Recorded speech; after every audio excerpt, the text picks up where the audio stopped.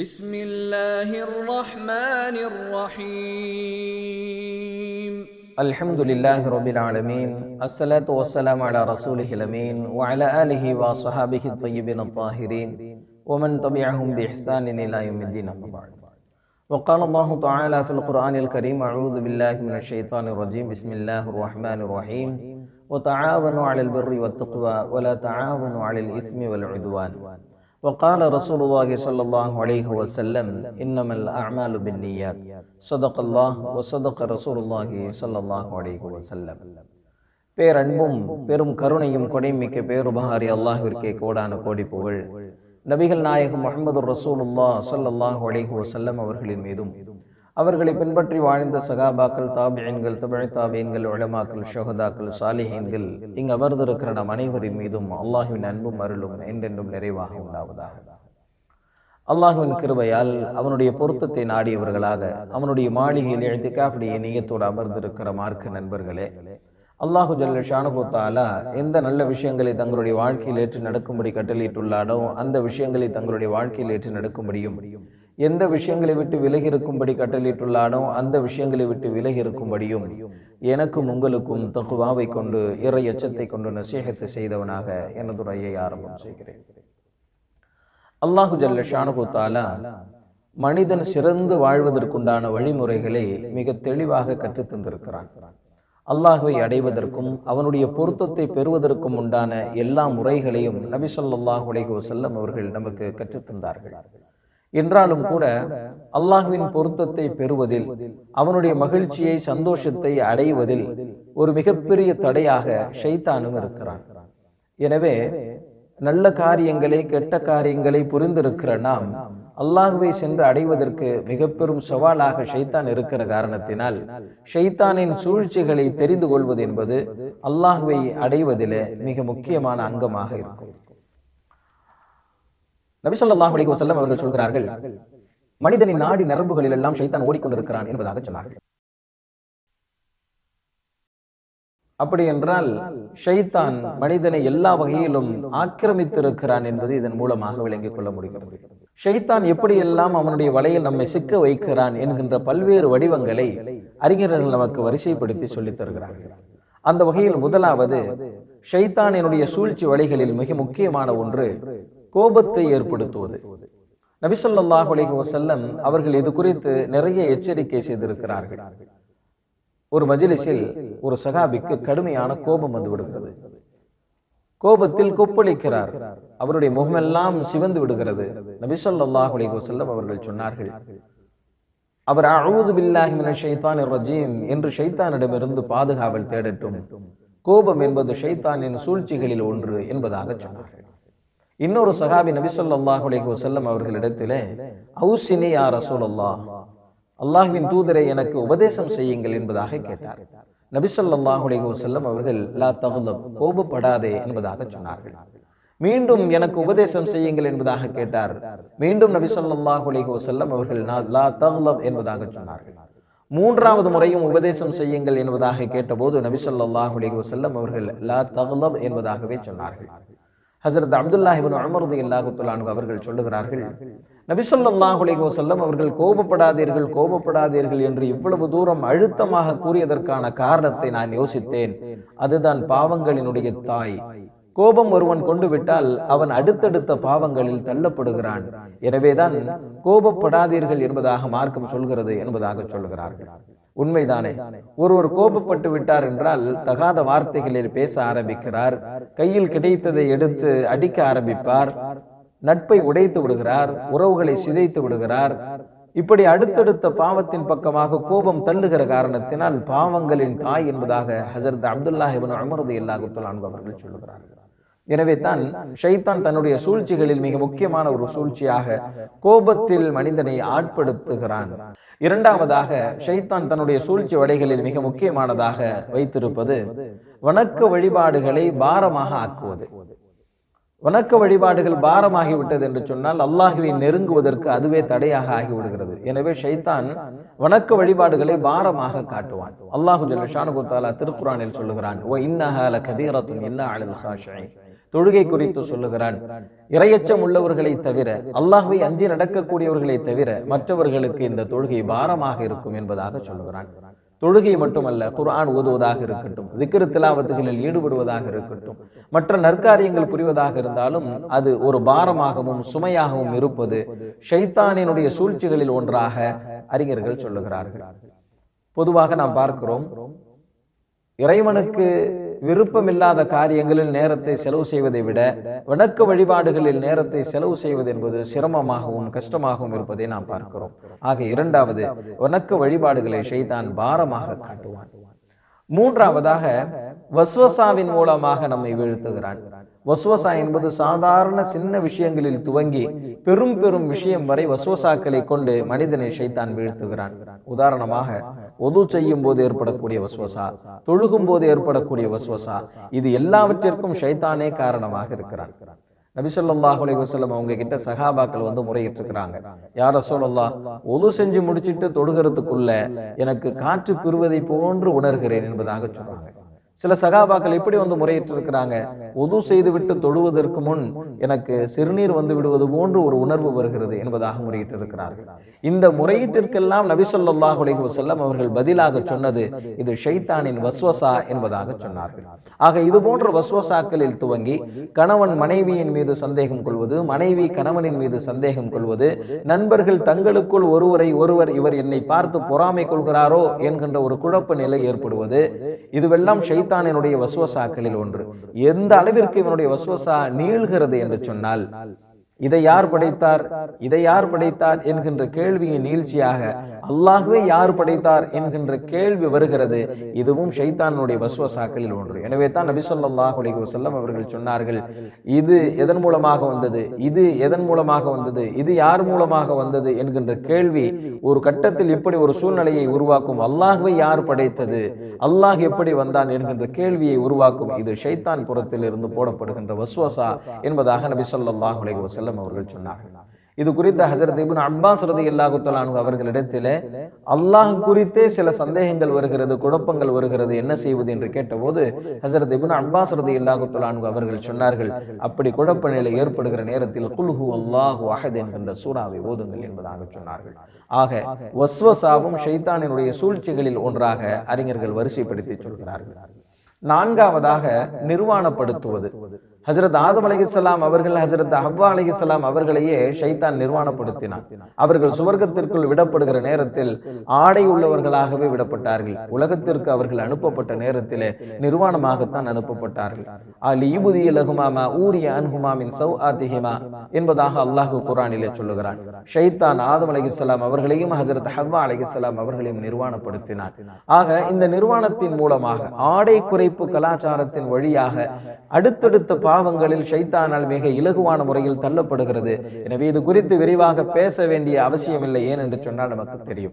நபி ஸல்லல்லாஹு அலைஹி வஸல்லம் அவர்கள் சொல்லுகிறார்கள், நரகத்திற்கு சொந்தமானவர்கள் இரண்டு சாரார். அதில் ஒரு சாரார் யார் தங்களுடைய வேலையாட்களை கொடுமைப்படுத்துகிறார்களோ இவர்கள் நரகத்திற்கு சொந்தமானவர்கள். இன்னொரு சாரார் யார் என்று சொன்னால் நிசாஉன் காசியாத்துன் ஆரியாத்துன் மாயிலாத்துன் முமீலாத்துன் என்பதாக சொன்னார்கள். ஆடை இருந்தும் நிர்வாணிகளாக இருக்கக்கூடிய பெண்கள், இவர்கள் நரகத்திற்கு சொந்தமானவர்கள் என்பதாக நபி ஸல்லல்லாஹு அலைஹி வஸல்லம் அவர்கள் சொல்கிறார்கள். எனவே நிர்வாணப்படுத்தி ஆபாசத்தின் வழியாக ஷைத்தான் அல்லாஹ்வை அடைவதிலிருந்து மிகப்பெரிய தடையை ஏற்படுத்துகிறான் என்பதை நாம் புரிந்து கொள்ள வேண்டும். அடுத்ததாக, ஷைத்தானுடைய சூழ்ச்சிகளில் மிக முக்கியமானது பாவங்களை அழகாக காட்டுவது அல்லது பாவத்தின் பக்கம் எடுத்து செல்லக்கூடிய குணங்களை அழகாக காட்டுவது. உதாரணமாக, பொய் பேசுவது, புறம் பேசுவது, இதை ஷைத்தான் அழகாக காட்டுவான். அல்லது பாவத்தின் பக்கம் எடுத்து செல்லக்கூடிய குணங்களை ஷைத்தான் அழகாக காட்டுவான். உதாரணமாக, பொறாமை கொள்வது, பேராசை கொள்வது, இதுவெல்லாம் அடுத்தடுத்த பாவத்தின் பக்கமாக தள்ளக்கூடியது. ஒரு மனிதன் பேராசை கொள்கிறான் என்று சொன்னால், காசு பணங்களின் மீது பேராசை கொள்ளக்கூடியவனாக இருந்தாலும் சரி, பதவி பட்டங்களின் மீது பேராசை கொள்ளக்கூடியவனாக இருந்தாலும் சரி, அதை அடைவதற்காக வேண்டி என்னென்ன வழிகள் எல்லாம் இருக்கிறதோ அது தவறாக இருந்தாலும் சரி அதை செய்து விடுகிறான். ஆக பொறாமை கொள்வது, பேராசை கொள்வது, இது போன்ற துர்குணங்களின் வழியாக பாவம் செய்கிறான் அல்லவா. இந்த துர்குணங்களை ஷைத்தான் அழகாக காட்டுகிறான், பாவத்தை அழகாக காட்டுகிறான். இது ஷைத்தானினுடைய சூழ்ச்சிகளில் மிக முக்கியமானதாக அறிஞர்கள் சொல்லுகிறார்கள். ஆறாவதாக பெருமை அடைய செய்கிறான். துர்குணங்கள் என்று வருகிற போதே பெருமை கொள்ளலும் வந்து விடுகிறது. என்றாலும் கூட அறிஞர்கள் பெருமையை தனியாக பிரித்து சொல்வதற்கு காரணம் இதுதான். பெருமை கொள்வது என்பது ஷைத்தானினுடைய அசல் குணமாக இருக்கிறது. பல்வேறு பாவங்கள் இருக்கிறது, ஷைத்தான் தூண்டுகிறான். ஆனால் ஷைத்தானிற்கும் அந்த பாவத்திற்கும் வேறு எந்த வகையிலும் தொடர்பு இருக்காது. ஆனால் பெருமையை பொறுத்தவரை ஷைத்தானோடு நேரடி தொடர்பு இருக்கக்கூடிய ஒரு துர்குணமாக மார்க்கம் சொல்லுகிறது. நமக்கு தெரியும் தானே, அல்லாஹு ஜல்ல ஷானஹு தஆலா ஹஜ்ரத் ஆதம் அலைஹிஸ்ஸலாம் அவர்களை படைத்தார். அவர்களை படைத்த மலக்குமார்களுக்கு சிரம் பணியுமாறு கட்டளையிட்டான். அப்போது ஷைத்தான் சொன்னான், நான் எவ்வாறு சிரம் பணிவது? அவர்கள் மண்ணால் படைக்கப்பட்டவர்கள், நான் நெருப்பால் படைக்கப்பட்டவன். எனவே நெருப்பால் படைக்கப்பட்ட நான் தான் உயர்ந்தவன், நான் இவர்களுக்கு சிரம் பணிவது என்பது எந்த வகையிலும் பொருத்தமானது அல்ல என்பதாக கர்வத்தின் மூலமாக, ஆணவத்தின் காரணத்தினால் அவன் இவ்வாறு சொன்னான், நான் சிறப்பணிய மாட்டேன் என்பதாக. ஆக இது ஷைத்தானினுடைய அசல் குணமாக இருக்கிற காரணத்தினால் பெருமையை கொள்ள செய்வது என்பது ஷைத்தானினுடைய சூழ்ச்சி வலைகளில் மிக முக்கியமான ஒன்றாக அறிஞர்கள் சொல்லுகிறார்கள். நபி ஸல்லல்லாஹு அலைஹி வஸல்லம் அவர்கள் சொல்கிறார்கள், யாருடைய உள்ளத்தில் கடுகு அளவு பெருமை இருக்குமோ அவர் சுவர்க்கத்தில் நுழைய மாட்டார் என்பதாக சொன்னார்கள். அல்லாஹ் சொல்வதாக நபி ஸல்லல்லாஹு அலைஹி வஸல்லம் அவர்கள் சொல்லுகிறார்கள், அல்லாஹ் சொல்லுகிறான், பெருமை என்பது என்னுடைய ஆடையாகும், அதை நான் மட்டுமே அணிவதற்கு தகுதியுடையவன். யார் பெருமை கொள்கிறார்களோ அவர்களுக்கு சுவர்க்கத்தை ஹராமாக்கி விட்டேன் என்பதாக அல்லாஹ் சொல்வதாக நபி ஸல்லல்லாஹு அலைஹி வஸல்லம் அவர்கள் சொல்லுகிறார்கள். ஆக பெருமை கொள்வது என்பது ஷைத்தானின் சூழ்ச்சிகளில் மிக முக்கியமான ஒரு சூழ்ச்சியாகும். அறிஞர்கள் சொல்வார்கள், பெருமை என்பது 3 வார்த்தைகளில் அடங்குகிறது. முதலாவது ஒன்று அன, நான் என்பதாகும். இரண்டாவது லி, எனக்கானது என்பதாகும். மூன்றாவது இந்தி, என்னால் என்பதாகும். இந்த 3 வகையான வார்த்தைகளும் பெருமையினுடைய அடையாளங்கள் என்பதாக அறிஞர்கள் சொல்லுகிறார்கள். இந்த 3 வார்த்தைகளையும் சொல்லி 3 பேர் வழிகட்ட வரலாறுகளை குர்ஆனில் நாம் பார்க்கிறோம். முதலாவது ஷைத்தான். ஷைத்தானை பொறுத்தவரை அன, நான் என்பதாக சொன்னார். அன கைரும் மின், ஹஜ்ரத் ஆதம் அலைஹிஸ்ஸலாம் அவர்களை விட நான் சிறந்தவன் என்பதாக சொன்னான். அவன் தூக்கி வீசப்பட்ட துர்பாக்கியசாலிகளில் ஒருவனாக ஷைத்தான் ஆகிவிட்டான். இரண்டாவது ஃபிரௌன், அலைஸ லி மிஸ்ர ஹாதிஹில் அன்ஹாரு தஜ்ரி மின் தஹ்தி என்பதாக சொன்னான். இந்த மிஸ்ரும் சரி, இந்த மிஸ்ரில் ஓடக்கூடிய நதிகளும் சரி, இவைகள் அனைத்தும் எனக்கே சொந்தம் என்பதாக சொன்னான். மூன்றாவது காரூன், இன்னமா ஊதீதுஹு அலா இல்மின் இந்தி என்பதாக காரூன் சொன்னான். எனக்கு வழங்கப்பட்டிருக்கக்கூடிய செல்வங்கள் அனைத்தும் என்னுடைய திறமையினால் எனக்கு கிடைத்தது. எனவே அல்லாஹ்வினுடைய அருள் என்றும் அவனுக்கு நன்றி செலுத்த வேண்டும் என்றும் பேசுவது அர்த்தமற்றது என்பதாக அவன் பேசினான். இது என்னுடைய திறமையினால், என்னுடைய உழைப்பினால் எனக்கு கிடைத்தது என்பதாக சொன்னான். எனவே தான் அறிஞர்கள் சொல்வார்கள், நான், எனக்குரியது, என்னால் ஆனது என்று பேசப்படுகின்ற இந்த 3 வார்த்தைகளுமே பெருமையின் அடையாளங்கள் என்பதாக சொல்வார்கள். ஆக பெருமை கொள்ள செய்வதும் ஷைத்தானுடைய சூழ்ச்சிகளில் மிக முக்கியமான ஒன்று. ஏழாவதாக அறிஞர்கள் சொல்லுகிறார்கள், சண்டை மூட்டி விடுவது. இது ஷைத்தானுடைய சூழ்ச்சிகளில் மிக முக்கியமான ஒன்று. நபி ஸல்லல்லாஹு அலைஹி வஸல்லம் அவர்கள் சொன்னார்கள், அரபுகளை பார்த்து, அரபுகள் விஷயத்திலே ஷைத்தான் இவர்கள் ஷிர்க் செய்வார்கள் என்பதிலிருந்து நிராசையாகிவிட்டான். ஆனால் தங்களுக்குள் சண்டையிட்டுக் கொள்வதில் ஷைத்தான் நிராசை அடையவில்லை என்பதாக சொன்னார். அப்படி என்றால் அரபுகளை பொறுத்தவரை ஷிர்க் செய்ய மாட்டார்கள், அதற்குண்டான வாய்ப்பு மிக குறைவு. எனவே அது விஷயத்தில் ஷைத்தான் நம்பிக்கை இழந்து விட்டான். ஆனால் தங்களுக்குள் சண்டையிட்டுக் கொள்வார்கள், குரோதம் கொள்வார்கள், விரோதம் பாராட்டுவார்கள். இதுவெல்லாம் ஷைத்தான் நம்பிக்கையோடு எதிர்பார்க்கிறான். ஏனென்றால் அதற்கு சாத்தியம் இருக்கிறது என்பதாக நபி ஸல்லல்லாஹு அலைஹி வஸல்லம் அவர்கள் சொல்லுகிறார்கள். காரணம் என்னவென்றால், ஒரு சண்டைக்கு பின்னால் இறை பொருத்தம் என்பது கிடைக்காது. ஒற்றுமை இழந்ததற்கு பிறகு அங்கே சுபிட்சமான ஒரு சூழ்நிலை பிறக்காது என்கின்ற அடிப்படையிலே மார்க்கம் சொல்கிறது, ஷைத்தானுடைய சூழ்ச்சிகளில் ஒன்று சண்டையிட்டுக் கொள்வது என்பதாக சொல்லப்படுகிறது. எட்டாவதாக ஷைத்தானினுடைய சூழ்ச்சிகளில் ஒன்று நல்ல காரியங்கள் செய்வதை தள்ளி போட செய்வது. நாம் பார்க்கிறோம் அல்லவா, நல்ல காரியங்கள், அது குறித்த சிறப்புகள், அதனுடைய மேன்மைகள் பேசப்படுகிற நேரத்தில் எல்லாம் அந்த காரியங்களை செய்ய வேண்டும் என்று ஆசை பிறக்கும். ஆனால் இப்போது செய்வோம், அப்போது செய்வோம் என்று அந்த நல்ல காரியங்களை தள்ளி தள்ளி போடுகின்ற ஒரு பழக்கம் இருப்பதை நாம் பார்க்கிறோம்.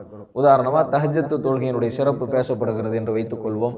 அதனுடைய மேன்மை குறித்தும் அதனுடைய நற்கூலி குறித்தும் பேசப்படுகிற நேரத்தில் எல்லாம் நம்முடைய சிந்தனைக்கு வரும், சுபுக்கு நம்ம எந்திரிக்கிறோம், கொஞ்ச நேரம் முன்னாடி எந்திரிச்சு தஹஜ்ஜத்தும் தொழகலாமே என்று நம்முடைய உள்ளத்தில் எழும். ஆனால் இப்போது தொடலாம், அப்போது தொடரலாம், அடுத்த மாதம் துவங்கலாம், ரமதானில் இருந்து ஆரம்பம் செய்யலாம் என்று சொல்லி தள்ளி தள்ளி போட்டு கடைசி வரை தஹஜ்ஜத் தொழுகிற வாய்ப்பே இல்லாமல் போவதை நாம் பார்க்கிறோம். ஆக தள்ளி போடுவது என்பது ஷைத்தான் புறத்திலிருந்து ஏற்படுத்தப்படுகின்ற ஒரு உணர்வு. தற்காலத்தினுடைய ஒரு பெரிய பேரறிஞர் தகி உஸ்மான் சாப் அவங்க சொல்றாங்க, ஒரு நல்ல காரியங்கள் செய்யலாம் என்கின்ற சிந்தனை பிறப்பது அல்லாஹ்வின் புறத்திலிருந்து ஏற்படுத்தப்படுகிறது, தள்ளி போடுவது என்பது ஷைத்தானின் புறத்திலிருந்து ஏற்படுத்தப்படுகிறது என்பதாக சொல்கிறார்கள். ஒரு நல்ல காரியத்தை இனி செய்ய வேண்டும் என்று ஆசைப்படுகிறோம், குர்ஆன் ஓதணும், அதனுடைய சிறப்புகள் புரிஞ்சிருச்சு, இன்ஷா அல்லாஹ் ஒவ்வொரு நாளும் இந்த அளவிற்கு ஓத வேண்டும் என்று ஆசைப்படுகிறோமே, இது அல்லாஹ்வின் புறத்திலிருந்து ஏற்படுத்தப்படுகிறது. ஆனால் இப்போதிலிருந்து ஆரம்பிப்போம், அப்போதிலிருந்து ஆரம்பிப்போம் என்று தள்ளி தள்ளி போடுவது இருக்கிறது, இது ஷைத்தானின் புறத்திலிருந்து ஏற்படுத்தப்படுகின்ற உணர்வு என்பதாக சொல்கிறார்கள். ஆக ஒரு நல்ல காரியங்களை உடனே செய்ய வேண்டும், அதை தள்ளி போடுவது என்பது ஷைத்தானின் சூழ்ச்சிகளில் ஒன்று என்பதாக அறிஞர்கள் வரிசைப்படுத்துகிறார்கள். ஒன்பதாவதாக ஷைத்தானினுடைய சூழ்ச்சிகளில் ஒன்று வறுமையை கொண்டும் நெருக்கடியை கொண்டும் அச்சமூட்டுவது. நம்ம தான தர்மம் செய்யலாம், தான தர்மம் செய்வதன் மூலமாக நெருக்கடி ஏற்பட்டு விடுவோம், இதன் மூலமாக நம்முடைய செல்வம் குறைந்து விடுமோ என்கின்ற ஒரு அச்சத்தை ஷைத்தான் ஏற்படுத்துவதன் மூலமாக தான தர்மங்களின் வாயிலாக இறை பொருத்தத்தை பெறுவதை தடுத்து விடுகிறான்.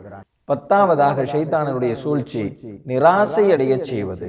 நிராசை அடைவது என்று சொன்னால் அல்லாஹ்வின் மீது நம்பிக்கை இழப்பது. சோதனை ஏற்படுகிறது, சோதனை மேல் சோதனை வந்து கொண்டிருக்கிற நேரத்தில் இதிலிருந்து நமக்கு விடிவு கிடைக்கும் என்கின்ற நம்பிக்கை இல்லாமல் நிராசை அடைவது என்பது ஷைத்தானின் புறத்திலிருந்து ஏற்படுத்தப்படுவதாக மார்க்கம் சொல்கிறது. ஒரு பாவம் புரிகிறோம் என்று வைத்துக் கொள்வோம், அல்லாஹ் நிச்சயம் நம்முடைய பாவத்தை மன்னிப்பான், அல்லாஹ்வினுடைய பொருத்தம் நமக்கு கிடைத்துவிடும் என்கின்ற நம்பிக்கை இழப்பு ஏற்பட்டு விட்டது என்று சொன்னால் நிச்சயமாக அவன் அல்லாஹ்விடத்திலே தௌபா செய்ய மாட்டான், இஸ்திக்பார் தேட மாட்டான். ஆனால் அல்லாஹ் எப்படியும் மன்னிப்பான் என்கின்ற நம்பிக்கை இருந்தால் அல்லாஹ்விடத்திலே இஸ்திக்பார் செய்வதற்கும் அவனிடத்திலே தௌபா செய்வதற்கும் உண்டான வாய்ப்பு பிறக்கும். இதை நிராசை ஏற்படுத்துவதன் மூலமாக ஷைத்தான் தடுத்து விடுகிறான். ஆக இந்த 10வது விஷயமாக நிராசையை ஏற்படுத்துவது இது ஷைத்தானினுடைய புறத்திலிருந்து ஏற்படுத்தப்படுகிற ஒரு உணர்வு என்பதாக சொல்கிறார்கள். ஹஜ்ஜாஜ் இப்னு யூசுப் நமக்கு தெரியும், இஸ்லாமிய வரலாற்றில் கருப்பு பக்கங்களை கொண்டவர் ஹஜ்ஜாஜ் இப்னு யூசுப். இவர் குறித்து 2 இமாம்கள் இப்படி சொல்வார்கள், இவருக்கும் இறைவன் நல்ல முடிவை தந்திருக்கலாம் என்பதாக. இமாம் ஹசன் பஸ்ரி ரஹ்மத்துல்லாஹி அவர்கள் ஹஜ்ஜாஜ் இப்னு யூசுஃபிற்கும் இறைவன் நல்ல முடிவை தந்திருக்கலாம் என்பதாக சொல்வார்கள். ஹலீஃபா உமர் இப்னு அப்துல் அசீஸ் ரஹ்மத்துல்லாஹி அவர்களும் சொல்வார்கள், ஹஜ்ஜாஜ் இப்னு யூசுஃபிற்கும் இறைவன் நல்ல முடிவை தந்திருக்கலாம் என்பதாக சொல்வார்கள். அதற்கான காரணமாக இவர்கள் சொல்வது, அவர் குர்ஆனிற்கு முக்கியத்துவம் தந்தார். ஹலீஃபா உமர் இப்னு அப்துல் அசீஸ் ரஹிமஹுல்லாஹ் அவங்க சொல்றாங்க, அவர் குர்ஆனிற்கு முக்கியத்துவம் தந்ததை பார்த்து நான் பொறாமைப்பட்டு இருக்கிறேன் என்பதாக. அந்த அளவிற்கு குர்ஆனிற்கு முக்கியத்துவம் தரக்கூடியவராக அவர் இருந்தார். இது ஒரு காரணம். இரண்டாவது காரணம், கடைசி நேரத்திலும் அல்லாஹ்வின் மீது நம்பிக்கை கொண்டிருந்தார், நிராசையடையாமல் இருந்தார் என்பதாக சொல்வார்கள். சக்கராத்துல படுத்திருக்கிற நேரத்தில் ஹஜ்ஜாஜ் இப்னு யூசுஃபினுடைய தாயார் வந்து கேட்டாங்க, நிறைய பாவங்கள் செஞ்சுட்டேப்பா, நிறைய அநியாயங்கள் செஞ்சிருக்கிற, நபி ஸல்லல்லாஹு அலைஹி வஸல்லம் அவர்களின் தோழர்களை கூட கொண்டிருக்கிறாய், இந்த நேரத்தில் நீ அல்லாஹ்வை எப்படி பார்க்கிறாய் என்பதாக சொன்னார். அவனுடைய தண்டனை எப்படி இருக்கும் என்பதாக நீ எண்ணுகிறாய் என்பதாக கேட்டார். என்னுடைய விஷயத்தில் முடிவு செய்யக்கூடிய அதிகாரத்தை அல்லாஹ் உங்களிடத்தில் ஒப்படைத்தால் நீங்கள் என் விஷயத்தில் என்ன முடிவை எடுப்பீர்கள்? நரகத்திற்கு அனுப்புவீர்களா, சுவர்க்கத்திற்கு அனுப்புவீர்களா என்பதாக கேட்டார். அப்போது தாயார் சொன்னாங்க, என்னதான் இருந்தாலும் நீ என்னுடைய பிள்ளையாச்சே, நீ செஞ்ச பாவத்தெல்லாம் மன்னிச்சுட்டு உன்னை சொர்க்கத்துக்கு தான் அனுப்புவேன் என்பதாக அவர்கள் சொன்னார்கள். அப்போது ஹஜ்ஜாஜ் இப்னு யூசுப் சொன்னார், உங்களை விட 70 மடங்கு அதிகமான அன்புள்ளவன் அல்லாஹ், எனவே நிச்சயமாக அல்லாஹ் என்னை மன்னிப்பான், எனவே நான் சுவர்க்கத்திற்குத்தான் செல்வேன் என்பதாக நம்பிக்கையோடு கூறினார். அதே நிலையில் தான் அவருடைய உயிரும் பிரிந்தது. எனவே சொல்லுவார்கள், கடைசி நேரத்தில் அல்லாஹ்வின் மீது வைத்திருந்த ஆழமான நம்பிக்கை அவருக்கு நல்ல முடிவை தரலாம் என்பதாக இமாம்கள் சொல்வார்கள். நிராசை அடையாமல் இருப்பது என்பது அல்லாஹ்வின் பொருத்தத்தை பெறுவதற்கு ஒரு உற்சாகத்தை ஏற்படுத்தக்கூடிய ஒன்றாக அமையும். ஆனால் நிராசை அடைவது என்பது அல்லாஹ்வை விட்டு விலகிச் செல்வதற்குத்தான் காரணமாக அமையும். எனவே தான் நிராசை அடைய செய்வது என்பதும் ஷைத்தானுடைய சூழ்ச்சிகளில் ஒன்று என்பதாக அறிஞர்கள் சொல்வார்கள். ஆக இந்த 10 சூழ்ச்சி வகைகளை நாம் விளங்கி வைத்துக் கொள்ள வேண்டும். அப்போதுதான் இந்த 10 விஷயங்களில் ஏதாவது ஒன்றில் நாம் சிக்குகிற போது இது ஷைத்தானின் புறத்திலிருந்து ஏற்படுத்தப்பட்டிருக்கிற ஒரு உணர்வு என்று விளங்கி எச்சரிக்கை உணர்வோடு நம்மால் அதிலிருந்து தவிர்ந்திருக்க முடியும். ஆக இந்த 10 விஷயங்கள் என்னென்ன? முதலாவது கோபமூட்டுவது, இரண்டாவது வணக்க வழிபாடுகளை பாரமாக காட்டுவது, மூன்றாவது வஸ்வசாக்களை ஏற்படுத்துவது, நான்காவது நிர்வாணப்படுத்துவது, ஐந்தாவது பாவங்களை அல்லது பாவத்தின் பக்கம் எடுத்துச் செல்லக்கூடிய குணங்களை அழகாகவும் இனிமையாகவும் காட்டுவது, ஆறாவது பெருமை கொள்ளச் செய்வது, ஏழாவது சண்டை சலசலப்பை ஏற்படுத்துவது, எட்டாவது நற்காரியங்கள் செய்வதை தள்ளி போட செய்வது, ஒன்பதாவது வறுமை ஏற்பட்டு விடுமோ, நெருக்கடி ஏற்பட்டு விடுமோ என்ற அச்சம் கொள்ள செய்வது, பத்தாவது நிராசை அடைய செய்வது. இந்த 10 வகையான சூழ்ச்சிகளையும் ஷைத்தான் தன்னுடைய ஆயுதமாக பயன்படுத்துகிறான். இவைகளை கொண்டு தான் ஷைத்தான் நம்மை மிக இலகுவான முறையிலே வழிகெடுத்து விடுகிறான் என்கின்ற ஒரு எச்சரிக்கை உணர்வு நமக்கு வேண்டும். அல்லாஹு ஜல்ல ஷானுஹு தஆலா ஷைத்தானின் சூழ்ச்சி வலைகளில் சிக்கி விடாமல் முழுமையான பாதுகாப்பு பெறக்கூடிய நல்லடியார்களாக நம்மை ஆக்கி அருள்வானாக. வ ஆகிர் தஅவானா அல்ஹம்துலில்லாஹி ரப்பில் ஆலமீன். அஸ்ஸலாமு அலைக்கும் வரஹ்மத்துல்லாஹி வபரகாத்துஹு. பள்ளிவாசலின் பராமரிப்பிற்காக வேண்டி தாராளமாக உதவி செய்யுங்கள். அல்லாஹு ஜல்ல ஷானுஹு தஆலா நாம் செய்யக்கூடிய உதவிகளுக்கு நிரப்பமான நற்கூலியை வழங்குவானாக. உங்க போன்